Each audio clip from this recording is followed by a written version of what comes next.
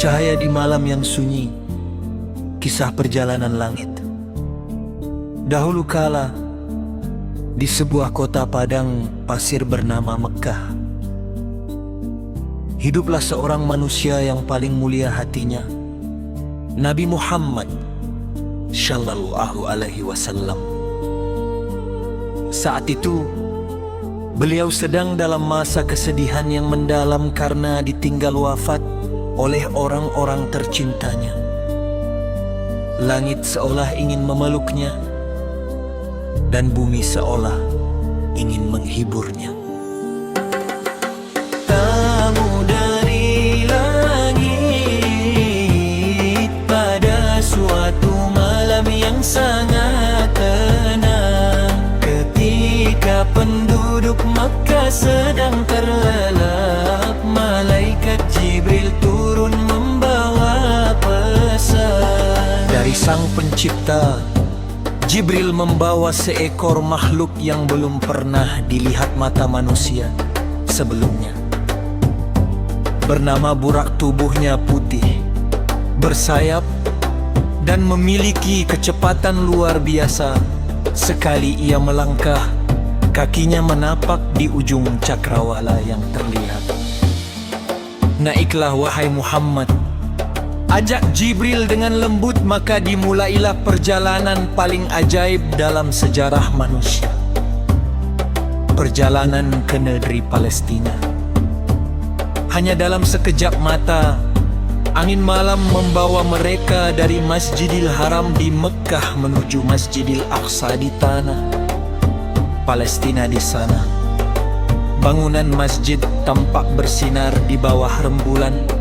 Di dalam rumah suci itu, Nabi Muhammad melihat pemandangan yang menggetarkan jiwa. Roh para nabi dari zaman dahulu telah berkumpul, mereka menyambut Nabi Muhammad dengan hangat, dan di sana beliau mengimami mereka semua dalam sebuah salat yang penuh kedamaian. Menaiki tangga langit. Setelah perjalanan di bumi usai, Jibril membimbing Nabi Muhammad untuk naik ke atas bukan dengan tangga biasa, melainkan melalui pintu-pintu langit yang berlapis-lapis. Langit pertama hingga ketujuh. Di setiap pintu, para malaikat penjaga bertanya, "Siapakah yang bersamamu?" Jibril menjawab, "Muhammad." Pintu-pintu pun terbuka lebar di sana. Nabi bertemu dengan saudara-saudaranya, para nabi terdahulu seperti Nabi Adam, Nabi Yusuf yang rupawan, hingga Nabi Ibrahim yang sedang bersandar di Baitul Ma'mur. Puncak segala puncak. Akhirnya, sampailah mereka di Sidratul Muntaha, sebuah pohon sangat besar yang keindahannya tidak bisa dilukiskan dengan kata-kata. Daun-daunnya berwarna-warni dan cahayanya menyilaukan mata. Disinilah Jibril berhenti. "Aku tidak bisa melampaui batas ini, hanya engkau yang diizinkan," bisik Jibril. Percakapan dengan Sang Pencipta, Nabi Muhammad pun melangkah sendirian menghadap keagungan Allah Shallallahu Alaihi Wasallam di tempat yang paling tinggi itu. Allah memberikan sebuah hadiah untuk dibawa pulang ke bumi. Hadiah itu bukan emas atau permata, melainkan perintah salat. Awalnya, baina itu berjumlah 50 kali sehari, namun Dalam perjalanan turun, Nabi Muhammad bertemu Nabi Musa yang mengingatkan bahwa manusia mungkin akan merasa berat.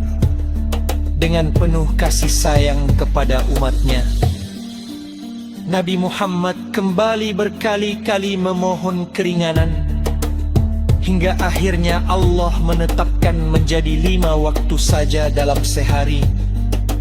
Namun pahalanya tetap setara dengan 50 kali. Kembali sebelum fajar, ketika fajar mulai menyingsing dan embun, pagi membasahi makan, Nabi Muhammad sudah kembali berada di rumahnya.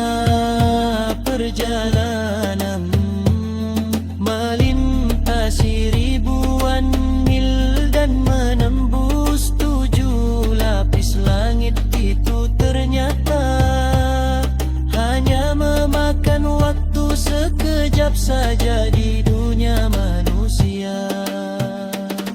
Keesokan harinya, beliau menceritakan kisah ini, banyak yang mengejek karena dianggap tidak masuk akal. Namun sahabat sejatinya, Abu Bakar, langsung membenarkannya. Jika Muhammad yang mengatakannya, maka itu adalah kebenaran. Ucapnya mantap. Pesan dari cerita ini, bahwa di balik setiap kesedihan, Tuhan selalu menyiapkan hadiah yang luar biasa bagi hambanya yang sabar. Dan salat adalah jembatan bagi kita untuk bertemu dengan Tuhan setiap hari.